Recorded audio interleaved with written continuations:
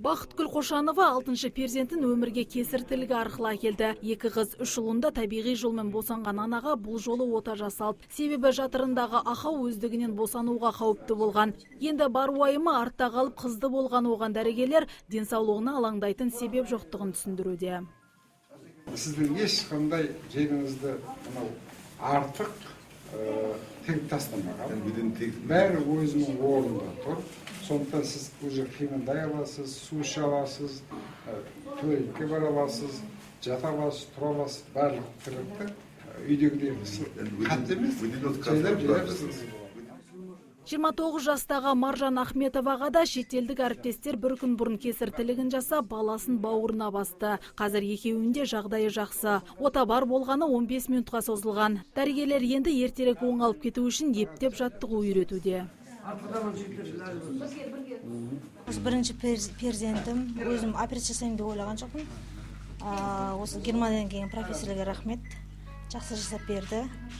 Баламның плоды үлкен болды. Өте қуаныштымын сол кісілер жасағанына. Және бәріне рахмет айтқым келеді. Салмағы 3,5 килограмм болып туылды. Шетелдіктер шеберлігін сала отырып, алдағы бірнеше әйелге ота жасайды. Осы сәтті біздің дәрігерлер қалт жібермей меңгеріп алу үшін мүмкіндік туып отыр. Себебі туу көрсеткіші алдыңғы қатардағы оңтүстікте жылына бір перзентхананың өзінде 25 мыңнан астам әйелге кесір тілігі жасалынады екен. The idea is to do as little as possible. Алматы қаласында 16 жыл бұрын болғанмын. Сол кездегі жағдай мен қазіргі жағдай тіптен салыстыруға келмейді. Дәрігерлердің тәжірибесі мен құрал жабдықтары толыққан. Отаны бар ынта-шынтасымен үйреніп алуға тырысып бағуда. Біздің операцияның ерекшелігі сол, әйелде тілік аз ғана болады, тамырларда кесілмей жасалады. Кесілген аралықты қолмен созып, маймен тамырлары итеріледі. Осылайша іштен баланы оңай шығарып алуға болады.